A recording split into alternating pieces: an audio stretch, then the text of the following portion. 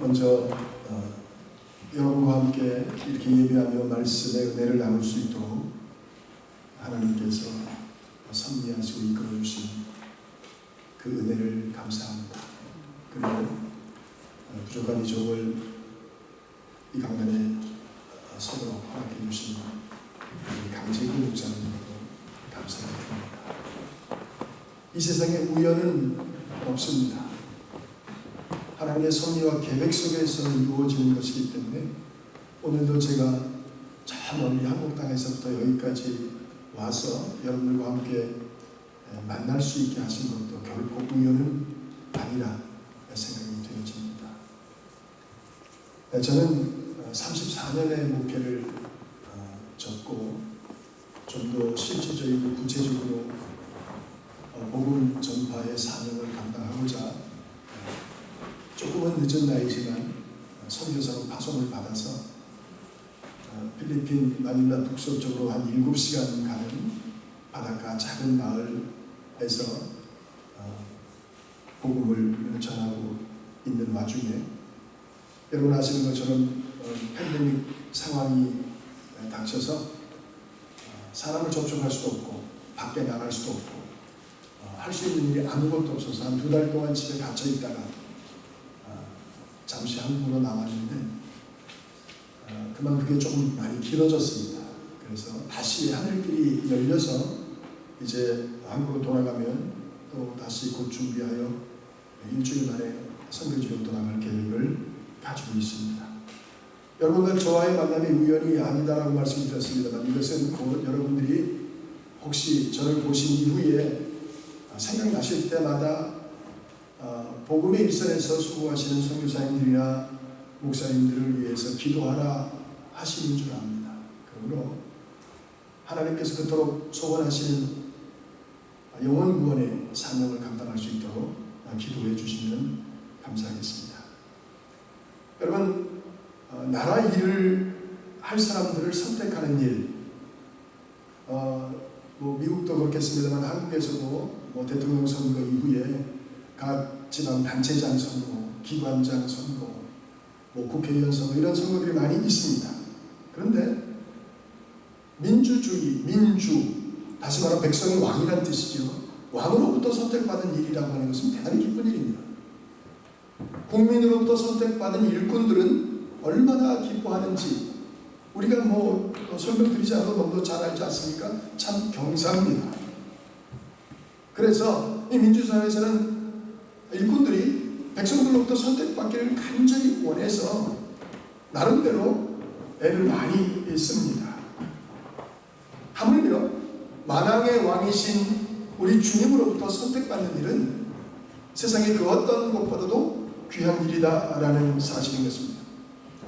여러분, 한국에서는 아이를 하나 입양하게 되면 부모님들이 아마 평생을 숨기는 경우도 있습니다. 내가 너를 낳았고 키운 친엄마와 아빠가 아니다 라는 사실을 말하기를 두려워합니다. 그런데 미국에서는 그냥 이 방에 올 때부터 자라는 과정에서 끊임없이 나는 너의 양부모이고 친부모는 따로 있다는 것을 공개적으로 알리면서 키우는 경우를 많이 봤습니다. 미국에서 있었던 일입니다만 어떤 어린아이가 학교에서 막 울면서 돌아왔어요. 그래서 왜 이렇게 울면서 돌아왔냐라고 엄마가 물으니까 이 아이가 대답하기를 엄마, 학교에서 아이들이 나를 막 놀렸어. 뭐라고 놀렸는데 너는 너의 친부모가 버린 아이야. 지금 너의 부모는 친부모가 아니고 양부모야. 그러니 너는 친부모로부터 버림을 받은 아이라고 놀렸다는 거예요. 너무 마음에 상처가 돼가지고 아이가 펑펑 울면서 집에 돌아온 거예요. 그 모습을 본 이 양어머니가 너무도 가슴이 아파서 이 아이를 붙들고 지금부터 엄마가 하는 말 똑바로 들어. 엄마를 봐. 그리고 지금부터 엄마가 너에게 하는 말을 잘 들어. 너는 네 친부모로부터 버림을 받은 아이가 아니라 지금 너의 부모로부터 특별히 선택받은 아이야 라고 말을 했습니다. 너는 버림받은 아이가 아니라 너는 지금 부모로부터 특별히 선택받은 아이, 이것을 잊어서는 안 돼. 라고 말을 했습니다. 이 아이는 그것을 마음에 담고, 그래 나는 특별히 버림받은 아이가 아니라 특별히 선택받은 아이다 라고 하는 것에 감사함과 그리고 자부심을 가지고 살아갔습니다. 그리고 그는 어느덧 성장하였고, 그리고 그 아이는 어른이 되어서 미국 사회에, 아니 전 세계에 어마어마한 영향력을 끼치는 사람으로 성장했으니 그가 바로 우리가 잘 아는 애플의 창업자인 스티브 잡스입니다. 누군가로부터 특별히 선택받았다라고 하는 것, 이건 정말 귀한 일입니다. 오늘 성경 분명히 말씀하시기를 우리는 만왕의 왕이신 주님으로부터 특별히 선택받은 존재라고 말합니다. 여러분, 우리 읽은 본문 베드로전서 2장 9절 말씀을 다시 한번 같이 한번 읽어보시겠습니다.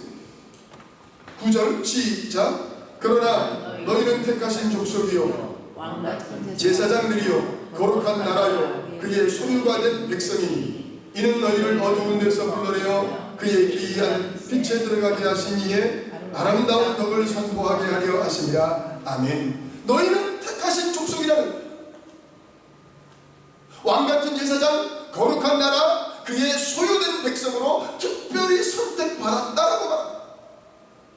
우리를 선택하신 이가 누굽니까? 만왕의 왕이신 우리 주님께서 수없이 많은 이 세상 사람들 가운데 특별히 선택하여 왕같은 제사장으로 거룩한 나라로 하나님의 소유된 백성으로 우리를 택하여 세웠다라고 하는 것, 여러분 여기에 대하여 자부심을 가져도 좋습니다.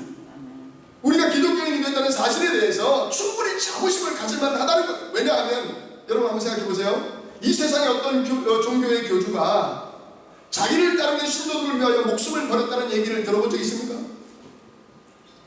없습니다. 이 세상의 어떤 교주도 자기를 따르는 신도들을 위하여 목숨을 버린 예가 없습니다. 오직 우리 구주 예수 그리스도만이 우리를 위하여 목숨을 버리시고 우리를 살려주셨다는 사실을 잊어서는 안 됩니다. 그러니 우리가 기독교인이 됐다는 사실에 대해서 자부심을 가져도 좋다는 거예요.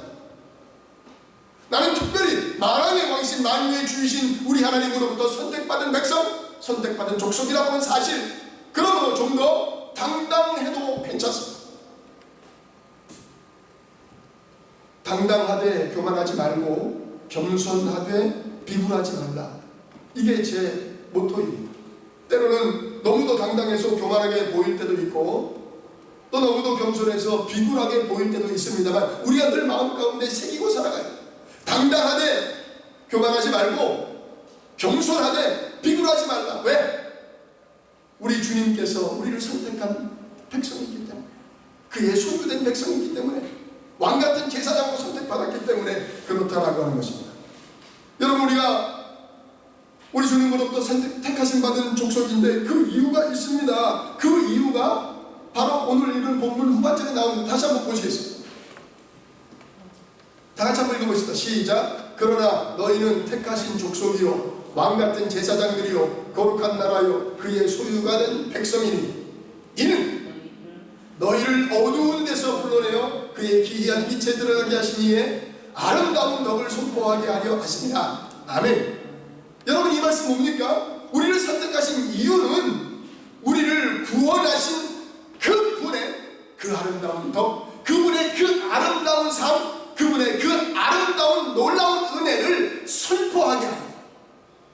쉽게 말하면 예수 그리스도를 전도하게 하려고, 전파하게 하려고 우리를 택하셨다는 사실, 이것을 잊어버려서는 안 돼요.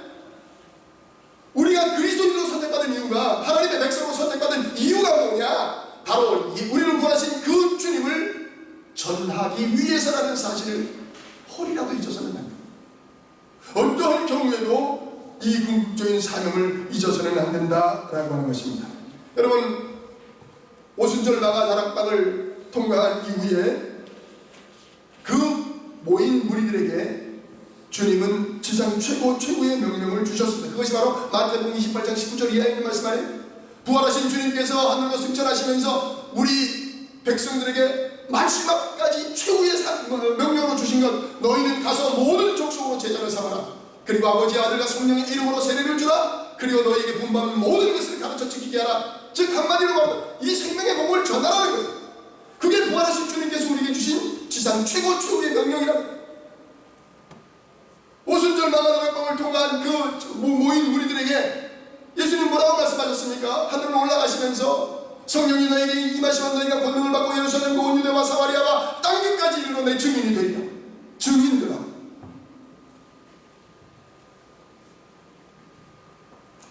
에베소 4장에는 이렇게 말합니다. 너희가 부르신 부름에 합당하게 행하라.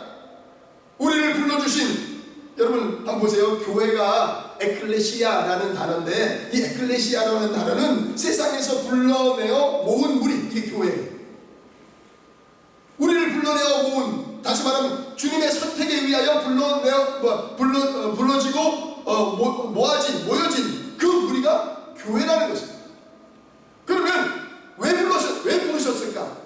여러분 한번 생각해 보십시다. 왜 부르셨을까요? 주님께서 제자들을 처음에 부르실 때 뭐라고 부르셨어요? 예를 들어서 바닷가에서 그물을 깃고 있는 자들, 바닷가에서 고기잡이하는 어부들, 그 사이를 지나가시면서 예수님이 뭐라고 하십니까? 나를 따라 내가 너희를 사람 낚는 어부가 되게 하겠다. 이게 제자들을 부르신 목적이에요. 사람 낚는 어부, 다시 말하면 죽어져 가는 영혼들을 건져내는 그 사명을 위해서 우리를 부르셨다는 거예요. 이 부르심에 합당하게 행하라는 거예요. 우리 예수 믿는 사람이 이 땅에서 하나님의 은혜로 잘 먹고 잘 사는 것이 궁극적인 목적이 아니라는 거예요. 우리의 궁극적인 목적은 죽어져가는 영혼들을 살려내는 것, 이것이 바로 교회의 사명이요 선택받은 성도의 사명이라는 것을 잊어서는 안 됩니다. 예수님께서 이 땅에 오신 목적이 뭐지요? 마태복음 20장 28절에 보면 인자가 온 것은 섬김을 받으려 함이 아니라 도리어 섬기려 하고 자기 목숨을 많은 사람의 대속물로 주려 함이라. 한마디로 말하면 예수님께서 이 땅에 오신 목적은 내가 죽어서 너를 살려내겠다는 거예요. 내가 죽어서 너를 살려내겠다. 이게 예수님이 오신 목적이에요. 마가복음 1장에 보면 예수님도 이렇게 말합니다. 우리가 전도하러 가자. 내가 이를 위하여 왔노라. 이렇게 말합니다. 전도하기 위하여 왔다는 거예요. 예수님이 살리기 위해서 왔다는 거예요. 여러분, 저는 이제 잘 나가던 장래가 촉망되던 운동선수였습니다. 근데 제가 고등학교 2학년 때 학생 수련회를 갔겠어요. 신앙 수련회. 잊어버리지도 않아요. 강원도 충성군 서면 덕두원 교회 앞 냇가에서 8월 2일 보름달이 하얗게 뜬 그 밤에 목사님께서 이렇게 말씀하시는 거예요. 오늘 우리가 이 밤에 하나님 앞에 소홀하며 기도하자. 이 세상에서 가장 가치 있는 일을 위하여 하나님 앞에 헌신하겠다고 소원하며 기도하자 그러시는 거예요. 그 은사님이 지금 어디 계시는가? 어릴 때 제 신앙을 지도했던 은사님은 여기 사무소에 계세요.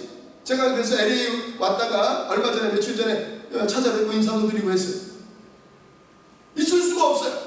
그래서 그 밤에 눈을 감고 가만히 생각해 보았어요. 이 세상에서 가장 가치 있는 일이 무엇일까? 곰곰이 생각해 보니까 사람을 살리는 일보다 더 가치 있는 일은 없는 것 같아요. 그래서 사람을 살리는 일을 하려면 그러면 의사가 되어야 될 것 같아요. 의사가 되려면 의대를 가야 될 것 같아요. 의대를 가려면 공부를 잘해야 될 것 같아요. 근데 평생 운동만 했는데 공부를 잘할 리가 없잖아요. 우리 운동할 때는 오전 4시간만 공부하고 나머지 시간은 운동만 했어요. 남들 8시간씩 공부할 때 우리는 4시간만 공부했어 매일. 그러니 의대에 간다는 건 더 멀잖아요. 야, 세상에 가장 가치 있는 일을 위해서 하나님 앞에 헌신하겠다고 결심하며 기도하자 그랬는데 아무리 생각해봐도 그것이 가장 가치 있는 일인데 안 될 것 같아요. 그래서 고민하며 끙끙거리고 있는 하나님께서 내 마음에 이런 감동을 주시는 거예요. 강철아, 그거보다 더 가치 있는 일이 있어. 그것은 바로 영혼을 살리는 일이야. 그게 내 마음에 와 닿았어. 그래서 그러려면 어떻게 되는가? 그래도 교회 다니면서 신앙생활하던 그 이제 가락이 좀 있으니까 그래, 그러면 말씀을 전하는 목사님이 돼야 되겠다. 그래서 엉겁결에 하나님, 그럼 제가 목사가 되겠습니다라고 기도했어요.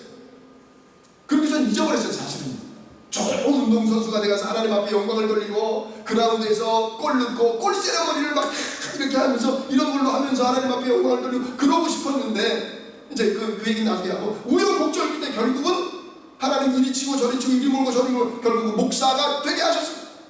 목사가 된 이후에 34년 동안 목회를 했지만 한 번도 이 일에는 공유해 본 적이 없습니다. 왜냐하면 이것이 세상에서 그 어떠한 일보다도 가장 가치 있는 일이라고 믿기 때문에 그렇습니다. 영혼을 살리는 일, 그보다 더 소중한 일이 어디 있겠습니까?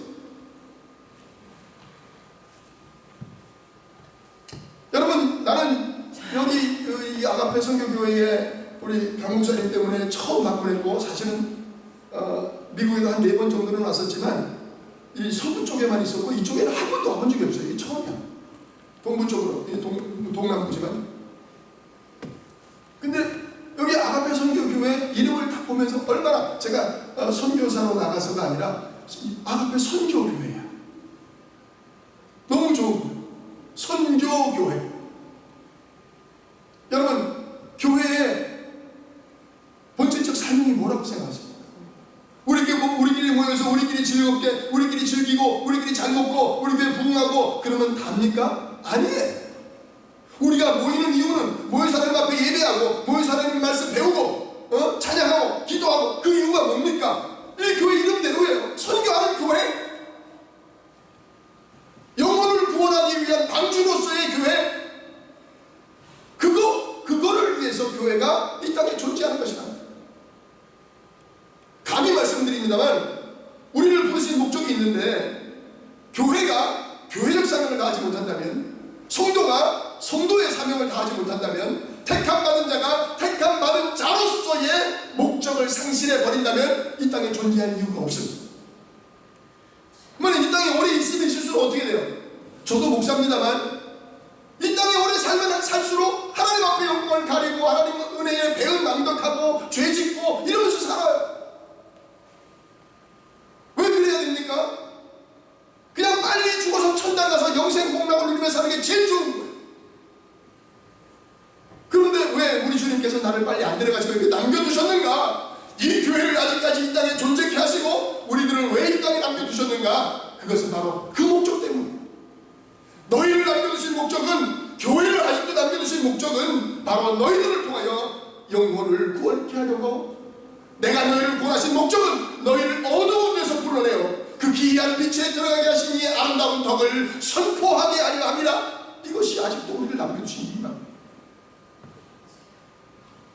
근데 많은 성도들이, 많은 교회가 이 본질적 사명에 대해서 망각하고 살아갑니다. 한 예를 한번 들어볼까요?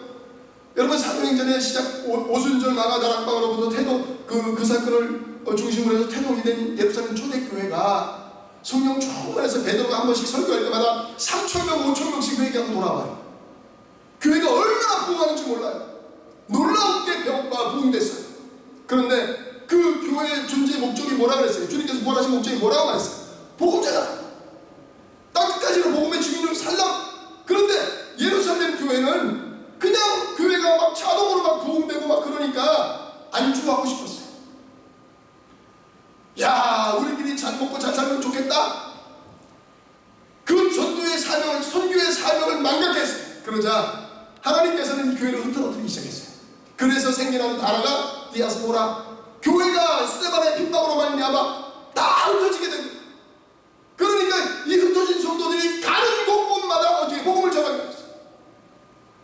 이게 사도행전에서 보여주는 모습. 여러분, 교회의 본질은요, 크게 있지 않아요. 그 교회의 본질은 그 교회의 구성 요원들이 얼마나 많이 돈을 가지고 있느냐, 얼마나 많은 지식을 가지고 있느냐, 얼마나 큰 사회적 지혜를 가지고 있느냐, 거기에 있지 않아요. 교회의 본질은요. 여러분, 한번 제가 한번 얘기해 볼게요. 강 목사님 다 걱정을 하시는 거예요. 저도 그래. 저도 목회를 오래 해봤기 때문에 알지만, 외부 강사가 왔는데 교인들 얼마 안 모이면 막 속상해. 그리고 미안해. 강 목사님은 그런 마음인 것 같아요. 아유, 교인들이 많이 모이지 않아서 이거 너무 죄송하다고 자꾸 그래요. 아니라. 저는 그런 마음이 있어요. 이건 본심이에요. 여러분, 교회는요, 여러분 성경을 오랫동안 신앙생활하시면 많이 보셨겠지만, 성경 어디에 우리 주님께서 교회 사이즈 가지고 칭찬하거나 책망하신 적 본 적 있습니까? 없습니다. 교회가 크다고 주님 칭찬하시고 교회가 작다고 책망하시고 그런 예가 없어요. 그러면 요한계시록에 나타난 소아시아 7교회에 우리 주님께서 그 교회들에게 책망하시거나 칭찬하신 일이 있는데 무엇 때문에? 교회가 크기 때문에? 작기 때문에? 아니에요. 그 교회가 교회의 본질을 망각했기 때문에 그것 때문에 책망하거나 칭찬하거나 하셨다는 거예요. 그렇다고 교회 크기가 중요하지 않아. 숫자가 중요하지 않아요. 물론 우리가 열심히 전도해서 더 많은 사람들이 모여 우리를 원하신 하나님 앞에 예배하도록 하는 것이 중요합니다만 그걸로 끝내서는 안 된다. 선교하는 교회, 복음 전하는 교회, 죽어져가는 영혼들을 건져내는 교회, 국내외를 방문하고 이 복음 전파의 사명을 망각하지 않는 교회, 그런 교회가 주님으로부터 칭찬받는 교회라는 거예요. 여러분, 성도 한 사람 한 사람이 별거 아니라고 생각할 수 있겠습니다만 아니에요. 성도 한 사람 한 사람이 굉장히 중요합니다. 여러분, 이런 노래 있어요. 작은 불꽃 하나가 큰 불을 일으키, 작은 불꽃 하나가 큰 불을 일으키요. 이런 노래 있잖아요. 여러분 생각해보세요. 산불 일으키는데 산만한 불이 필요합니까? 집 한 채 태우는데 집채만한 불이 필요한가요? 아니에요. 여러분, 이 아틀란타 전 지역을, 이 조지아주 전 지역을, 미국 전역을 활활하게 만드는데 여러분의 심령에 작은 불꽃 하나만 있으면 되는, 믿으시기 바랍니다. 작은 불씨 하나만 있으면 온 산을 다 태울 수 있는 것처럼 우리의 심령에 복음을 전하고자 하는 작은 양방 하나, 그것만 있으면 우리 주변은 물론이거니와 더 나아가 전 세계를 복음으로 활발하게 만들고 영혼을 구원해낼 수 있다라고 하는 사실입니다.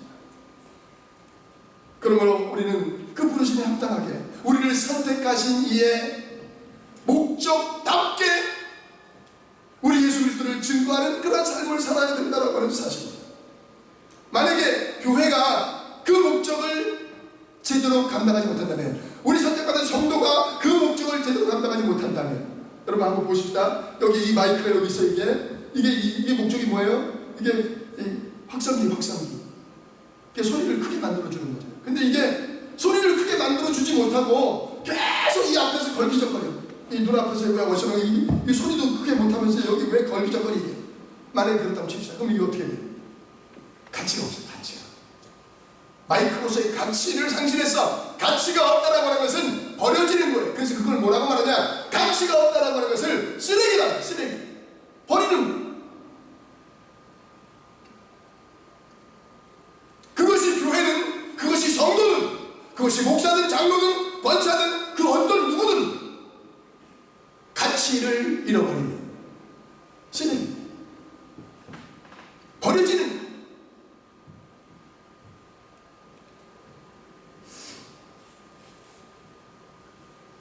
우리를 택하신 주님께서 왜 우리를 왕같은 제사장으로, 거룩한 나라로, 그의 소유된 백성으로 왜 우리를 선택하셨는가?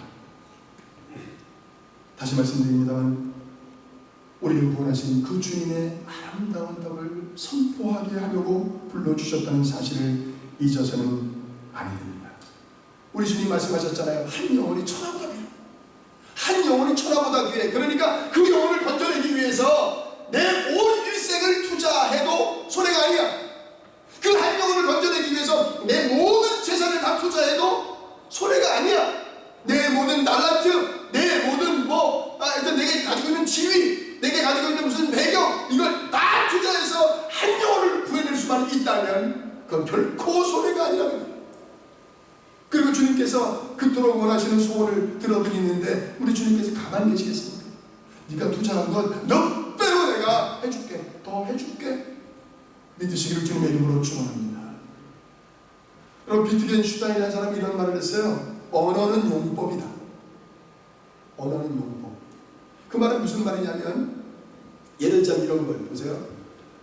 우리 강장님 한번 물어볼게요. 헌신이 뭐예요? 헌신.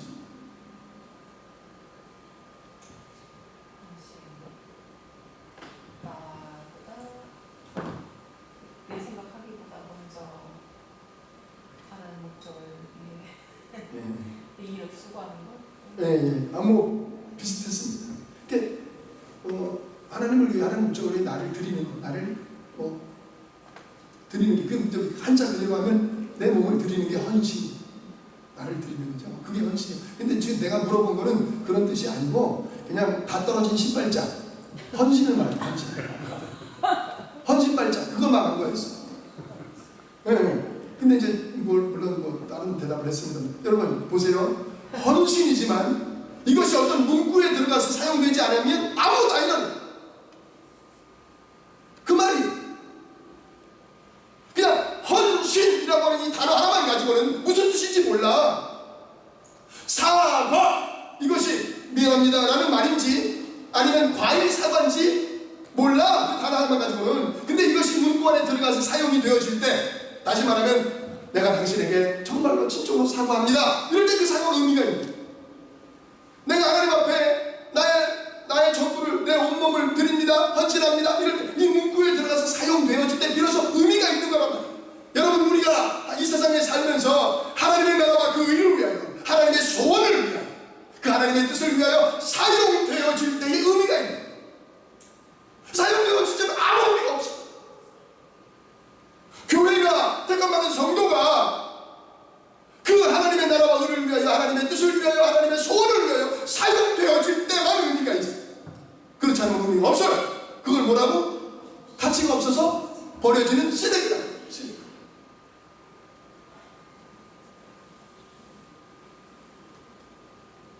여러분 바라기는 선택받은 자로서 마땅히 해야 할 영혼 구원을 위하여 사용되어지시기를 주님의 이름으로 축원합니다.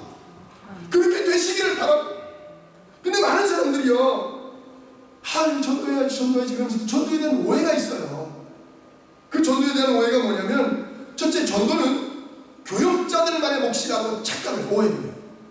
우리 일이 있잖아. 세상 일도 해야 되고, 돈도 벌어야 되고, 직장도 가야 되고, 못 해야 되고, 못 해야 되는데, 우리는 우리 있고, 전도는 교육자들이 하는 것이다, 교육자의 몫이라, 이렇게 오해를 합니다. 아니!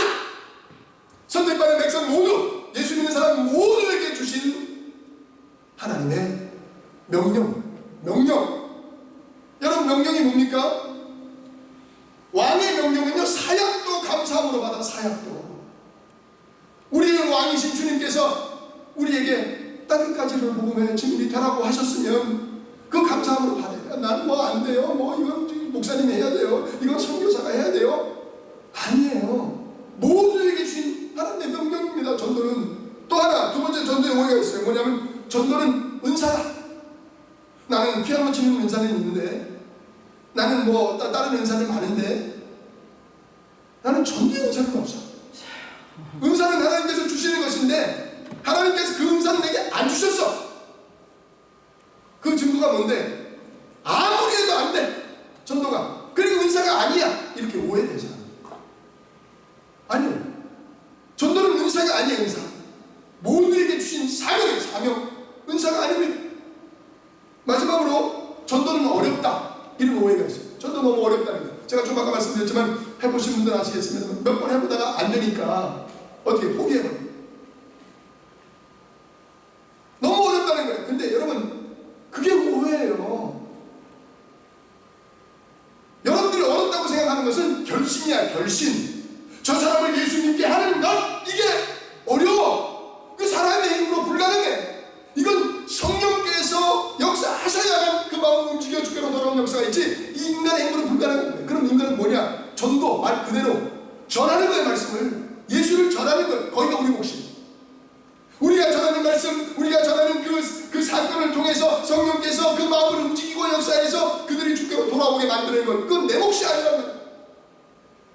우리 몫은 뭐예요? 전도하는 거예요. 전도. 그런데 사람들이 오해를 해요. 어렵다고. 어렵지 않아요. 전하는 게 뭐 어려워. 내가 그동안 배웠던 거, 들었던 거, 내가 경험했던 거, 그 예수님 전하면 되는데, 약간의 용기만 내면 되잖아요. 여러분, 저도 목사입니다만, 목사도 그렇고 일반인들도 그렇고 다 성격이 다 다르잖아요. 스타일이 다 달라요. 제가 이제 보니까 우리 강 목사님 오래전부터 알았지만, 죄송합니다. 제가 머리를 못 자르고 와가지고, 한국에서 올 때부터 머리를 못 자르고 왔더니, 여기 왔더니 엄청 자랐어, 머리가. 그래갖고 지금 제가 입이 자꾸 이렇게 해서 죄송합니다. 자꾸 흘러내려가지고. 근데 이제 강 목사님 사람이 굉장히 점잖고, 목사님이, 그리고 아주 젠틀하고 아주 지적이고 아주 순하고 착하고, 착하단 말은 좀 이상합니다. 착해요. 굉장히. 저는 좀 달라. 성격이 완전히 다른 거야, 내가 볼 때. 근데 이제 제가 말씀드리려고 하는 그 목사님이 어떤 분이냐면 굉장히 내성적이고, 이 목사님이 교회에서 행동도 잘하고 뭐 설교도 잘하고 뭐 다 잘하는데 굉장히 내성적이야. 사람을 만나는데 좀 불편함이 있어요, 이 목사님. 사람을 만나서 얘기하는 건 어려워요, 이 목사님. 어느 목사님, 강 목사님 얘기 아니고 어느 목사님. 근데 이 목사님은 늘 마음속에 그 컴플렉스가 뭐냐면, 내가 사람을 만나는 게 좀 부담스럽고 어려움을 갖다 보니까 이게 개인적으로 전도를 못 해본 거야, 전도. 밖에 나가서 물론 성도들 잘 양육해서 여기 전도하세요 뭐 그래도 되지만 본인이 실질적으로 그 전도해본 적이 없는 것 같아요. 늘 그게 하나님 앞에 죄송스러웠어.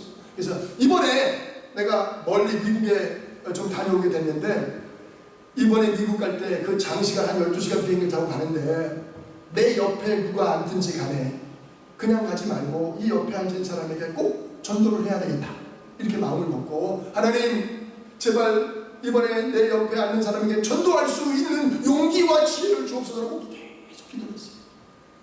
근데 이제 비행기 탈 날이 가까우면 가까워서 막 불안해요. 이거 하나님 앞에 전도하겠다고 약속을 해놓고 도대체 이게 어떤 사람이 앉을까 싶어 걱정이 되고만 있는데, 이렇게 또 기도하면, 하나님 제가 전도하겠다고 했으니 이제 전도를 하겠습니다. 그런데 될 수 있으면 좀 녹록한 어린아이나 좀 이렇게 부들부들한 뭐 이게 여인이나 할머니나 뭐 이런 사람 내 옆에 앉게 해달라. 그런 기도를 하는 거예요. 그리고 이제 자리를 딱 비행기 타가지고 자리를 딱 잡고 아직 아무도 옆에 안 왔어. 먼저 자리 잡고서 하나님 앞에 기도하는 거예요. 하나님, 제가 말씀드렸죠.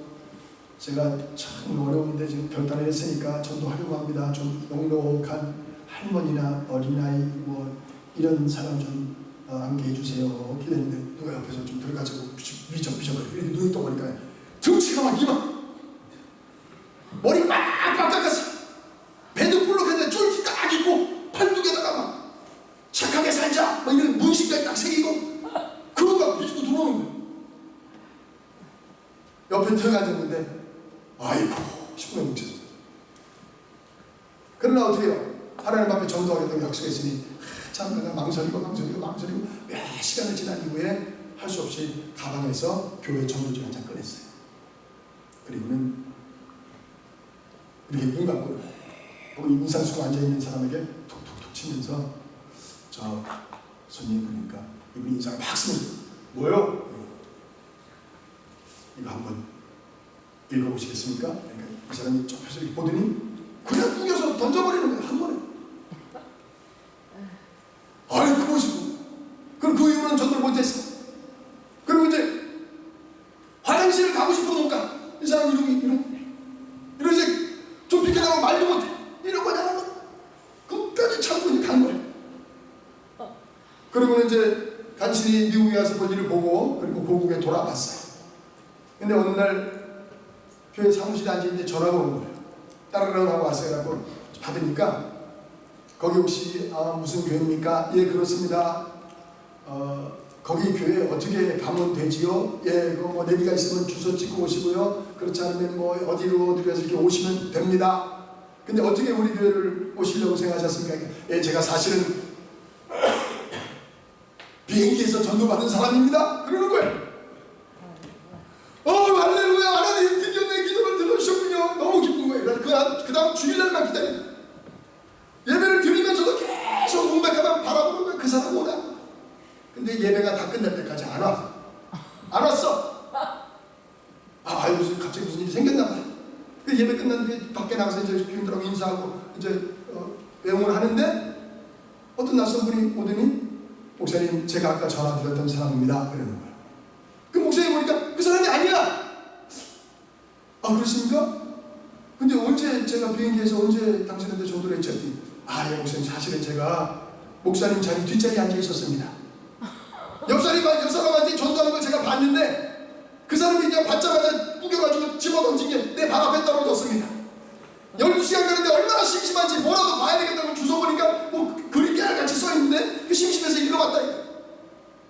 읽어봤더니 뭐 예수 믿어야 된다고 그러고, 근데 감동이 오더라고요. 예수 안 믿으면 죽을 것 같더라고요. 교회를 가야 되겠다는 생각이 들더라고요. 그래서 자기도 미국 갔다 오면서 이게 교회를 오게 되었더라고. 아이고 감사하다고 붙잡고 인사하면서 목사님이 깨닫는 거예요. 그래, 전도는 내가 하지만 그것을 통해서 역사하시는 이는 하나님이시다. 그러므로 전도하는 걸 부담스러워하지 말자. 그 전도하는 것에 대해서 책임감을 느낄 수 있지만 결신에 대해서 큰 책임감을 갖지 않아도 되겠구나. 나 같은 사람도 얼마든지 전도할 수 있구나. 이렇게 마음을 먹어요. 여러분, 전도는 내가 하지만 결실은 우리 성령께서 하셔요. 그러니 하면 됩니다. 사람으로는 할 수 없으되 하나님으로는 다 할 수 있는 일. 내가 저 사람의 마음을 움직일 수는 없지만 저 강박한 마음을 깨뜨려 부셔서 주께로 돌아오게 하는 역사는 내가 이룰 수는 없지만 우리 하나님은 다 하신다는 거예요. 난공불락의 여리고 성도 무너뜨리고 마귀의 권세도 무너뜨리고. 여러분, 성경은 딱 두 가지만 말해요. 첫째, 어떻게 하면 구원받는가? 두 번째, 구원받은 자는 어떻게 사는가? 이 두 가지밖에 말 안 해요. 저 전체를 통틀어 놓고 보면. 그러면 어떻게 하면 구원받는가? 여러분 잘 아시잖아요. 예수 믿으면 구원받는다. 이게 정답이에요. 딴 거 없어요. 천하의 구원 얻을 만한 다른 이름을 우리에게 주신 일이 없느니라. 사도행전 4장에 베드로가 분명히 말했어요. 그 다음에 그러면 구원받는 자는 어떻게 사는가? 많은 걸 말해. 성경이 전체가 그거예요.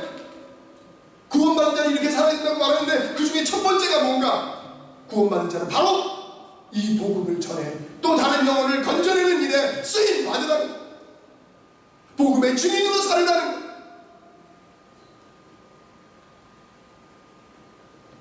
거듭 말씀드립니다만 교회는 선택받은 구원받은 성도는 영혼 구원을 위해서 이 땅에 존재한다는 사실을 잊어서는 안 됩니다. 바로 이것이 교회의 존재 이유요, 성도의 존재 이유입니다. 여러분, 우리가 착하게 살아야 하는 것도, 우리가 성공해야 하는 것도, 우리가 정직해야 되는 것도, 우리가 희생해야 되는 것도, 우리가 사랑해야 되는 것도 사실은 영혼 구원을 위한 일인 것입니다. 그것이 아니라면 다 소용없어요. 세계가 직면한 저출산 고령화 문제, 이것이 뭐 미국도 예외는 아니더라고요 보니까. 그런데 전 세계에서 저출산 고령화 1위가 어디죠? 1위가 대한민국. 작년에 영국 BBC 방송에서 통계를 냈어요. 100년 지나는 게 이 지구상에서 이대로 가면 100년 이후에 이 지구상에서 가장 먼저 없어질 나라, 그게 대한민국이라는 거예요. 저출산 고령화가 가장 심각한 나라가 대한민국. 2명이 결혼해가지고 1명을 안 낳아. 0.89%. 2명이 결혼해가지고 최소한도 2명은 낳아야 본전인데 안 낳아. 우리 딸도 큰딸이 결혼하고 작은딸이 결혼하지 않습니다. 요즘 다들 바쁘고 일이 뭐 바쁘고 또 자기 일이 있고 그러니까 결혼을 그렇게 필수로 생각하지 않고 선택으로 생각하니까 잘 안 해요. 근데 우리 딸도 결혼했는데 아기를 하나 지금 20개월짜리 하나가 있는데 너무 예쁜 거야. 죄송합니다. 이게 할아버지가 돼가지고 뭐 손주 자랑하면 이게 안 된다는데 제가 잘 안 합니다. 그래서 근데 오늘만 얘기할게요. 너무 예쁜 거야. 동의할 수 없는 사람은 할아버지 대박. 아들 자랑은 안 되지만 손주 자랑은 해도 돼요. 아, 그렇습니까? 너무 예쁜 거예요. 너무 예쁜. 그리고 신랑이 이태리 사람이에요. 그러니까 생전 보지도 못한 눈을 가지고 태어났어요. 얼마나 이쁜지 몰라. 그래서 내가 우리 딸을 꼬시고 있어요. 야, 이렇게 이쁜데 하나 더 낳아야지. 딸을 하나 더 낳아, 딸. 근데 별로 감동이 안 오나 봐. 아시는 것처럼 대한민국 저출산 고령화 세계 1위인데 그 중에서도 가장 심각한 것이 교회야, 교회. 한국 교회에 역피라미드 현상, 이렇게 위에 노인들 많고 밑으로 내려갈수록 없어요. 그래서 주일학교 없는 학교가 너무나 많아요. 뭐 거의 주일학교 없다고 하면 과언이에요. 없어, 애가 없어, 애가. 그 애가 있어도 그 아이들 세상에 다 뺏겼어. 옛날에는 교회 음악이, 교회 문화가 세상을 이끌고 갔는데 지금은 세상이 교회를 이끌고 갈 정도예요. 그런데 우리가 전도 안 하면 되겠습니까? 영혼을 구원해내는 일, 새 신자를 만들어내는 일, 새 생명을 끊임없이 출산해내는 일, 이거 교회가 해야 됩니다. 여러분, 교회가 부흥되지 않는 이유는 딱 두 가지예요. 전도하지 않거나 사랑이 없거나. 전도 안 하면 어떻게 교회가 부흥됩니까? 근데 아무리 전도하면 뭡니까? 교회 데리고 왔는데 눈총 한 방에 그냥 죽여버리고 다시는 교회 못 오게 만들어요. 그거 뭐예요? 사랑이 없어서. 그 교회 갔는데 새로운 사람은 다 그런 기대를 가지고 와요. 교회 가면 그래도 사랑이 넘치겠지, 내가 사랑에 목마른데 교회 가면 그래도 위로받겠지, 이런 어떤 기대를 가지고 오는데 교회 갔더니 가자마자 눈총 한 방에 죽어버리겠다. 다시는 교회 안 온다. 교회가 사랑이 풍성해. 열심히 전도도 해야 되지만 사랑도 풍성해야 돼요. 제가 한 가지 말씀만 드리고 말씀을 맺도록 하겠습니다. 여러분, 제가 이제 선교지에 있다 보니까 이 선교지에서는 하나님께서 또 특별한 경험을 통해서 역사하는 일들이 많아요. 그런 일들을 선교사들이 많이 체험을 해요. 근데 그 어떤 선교사님이 자기가 현역에 있을 때 저처럼 목회하다가 이제 선교사로 파송되어 왔기 때문에 그분이 얘기를 하는 거예요. 얼마나 열심히 전도하시는지 몰라요, 거기서요. 근데 그분이 이렇게 말해요. 자기가 한국에 있을 때 이렇게 전도를 했다는 거예요. 길에 나가면 그냥 누구든지 만나는 사람에게마다 샬롬 이렇게 인사해요. 샬롬. 그럼 다 같이 한번 해보시겠습니다. 샬롬, 시작. 샬롬. 네, 이거 우리나라 말로 하면 안녕, 안녕하세요, 평안하십니까? 이런 인사예요. 샬롬. 날마다 길거리에서 아절아절하고 인사를 하고 다니는 목사님인데, 이 목사님이 어느 날 지나가다가 인상이 시커멓고 병색이 완연한 사람 하나 지나가길래 아주 만면에 미소를 띠면서 샬롬 했대요. 그리고 지나갔는데 이 사람 표정이 안 좋더라는 거야.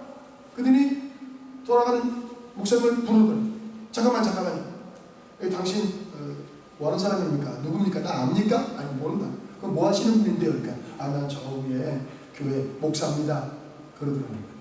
그래서 이제 그러고 이제 갔어요. 근데 어느 날 그 사람이 교회에 온 거야. 아니 끝나면 인사하지 말라고 예배만 마치고 그냥 손사같이 도망가. 예배만 마치고 또 손사같이 만날 기회가 없는 거야. 그래가지고 이 목사님이 저 사람 만나서 얘기 좀 상담 좀 하고 얘기 좀 해야 되는데, 그러는데 어느 날 한 3개월쯤 그렇게 예배만 드리고 그러더니 한 3개월쯤 지난 이후에 전화가 왔어. 목사님, 제가 사실은 이렇게 목사님 처음 뵙고 교회에 와서 이렇게 3개월 동안 예배만 드리고 가고 그랬는데 제가 목사님하고 좀 이야기를 좀 하고 싶습니다. 목사님 시간을 좀 내실 수 있겠습니까? 제가 점심 식사를 좀 대접하고 싶습니다. 그러더라고요. 그러자 너무 반갑죠. 만났어요. 만났는데 이분이 이렇게 말을 하는 거예요. 나는 사실 평생 공무원 생활하고 이제 살만하다. 이제 편안하게 좀 살만하다 이제. 그래가지고 편안하게 살려고 하는데 자꾸 몸이 피곤하고 몸이 안 좋더라는 거예요. 그래가지고 병원에 갔더니 간암 말기라는, 너무 늦게 왔다는 거예요. 침묵의 살인자. 그런 말 있잖아요. 여태까지 가만히 있다 발병이나 벌써 이게 늦은 거예요. 그래갖고 간암 말기인데 너무 깜짝 놀라요. 이제 잘 살아보려고 했는데 그래가지고 의사가 이러더라. 얼마나 그러면 살 수 있겠습니까? 당신 잘 살면 3개월입니다. 지금부터는 막 급속도로 이제 확산이 되면서 3개월밖에 못 산다 그러더라고요. 너무 기가 막혀. 집에다 얘기했더니 집에서 난리가 났죠. 또 뭐 병은 또 뭐 알리는 게 좋다 그래가지고 막 이 사람들 만나는 사람 내가 3개월밖에 못 산다. 나는 곧 죽을 거야. 다른 사람들이 이제 자기들끼리 막 아는 사람들이 통해서 3개월밖에 못 살고 죽는데. 다들 3개월밖에 못 살고 죽는다. 근데 제가 그게 너무 마음이 아파요. 먹고 싶은 것도 없고 그 사람도 약심을 하면서 남들은 다 날 보고 죽을 놈이라고 하는데 그날 목사님이 지나면서 나보고 살 놈이라고 그러더라는 거예요. 다 죽을 놈이라고 그랬지만 3개월밖에 못 살고 죽는다고 다 그랬지만 죽을 놈 했는데 목사님이 나보고 살 놈이라고 그랬다고. 아, 여기서 안 웃겨? 안 웃겨요?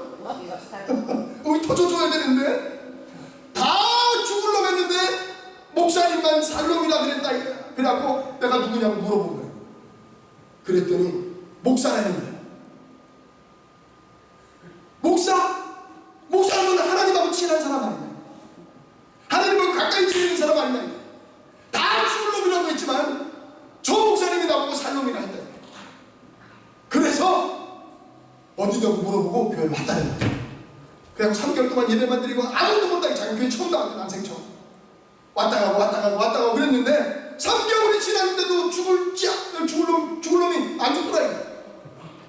그래가지고 병원에 다시 갔더니, 그래서 다시 검사를 해봤더니 의사가 깜짝 놀라더니, 아니 선생님 도대체 무슨 일을 하셨습니까? 무슨 짓을 하셨습니까? 왜요? 이게 암이 더 이상 진행이 안 되고 그냥 거기에 머물러 있더라는 거예요. 지금 이 상태면 확 번져가지고 죽어야 된다는 거예요.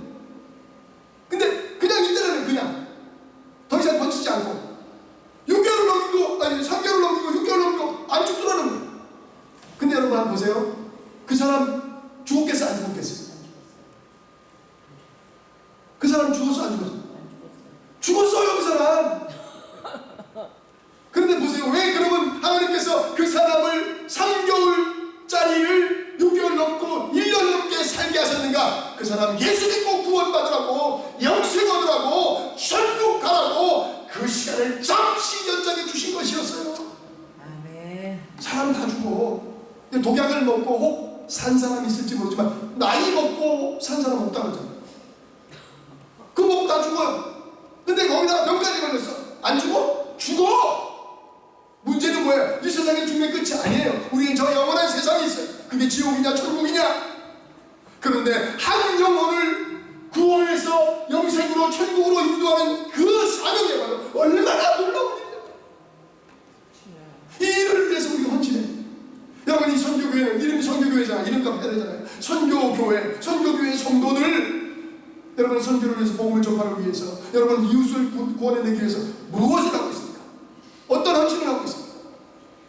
하나님께서 나를 만나게 하신 이는 그 영혼 구원하라고 붙여주신 소개팅인 줄 알아요. 그런데 그냥 내가 바쁘다는 핑계로, 내가 손해볼지도 모른다는 이유로, 내가 귀찮을지도 모른다는 이유로 외면하지 않았습니까?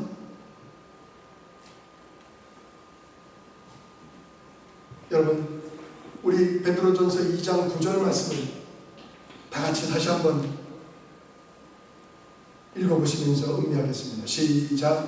그러나 너희는 택하신 족속이요 왕같은 제사장들이요 거룩한 나라요 그의 소유받은 백성이니 이는 너희를 어두운 데서 불러내어 그의 기이한 빛에 들어가게 하신 이의 아름다운 덕을 선포하게 하려 하십니다. 아멘. 기도합시다. 고마우신 하나님 감사합니다.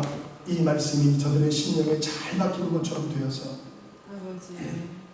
이 선교교회를 통하여 성도들을 통해서 구원받는 우리가 날마다 더하여 지고 이 예배당이 가득 차서 우리를 원하신 하나님께 찬양하며 예배하는 날이 속히 오게 하옵소서.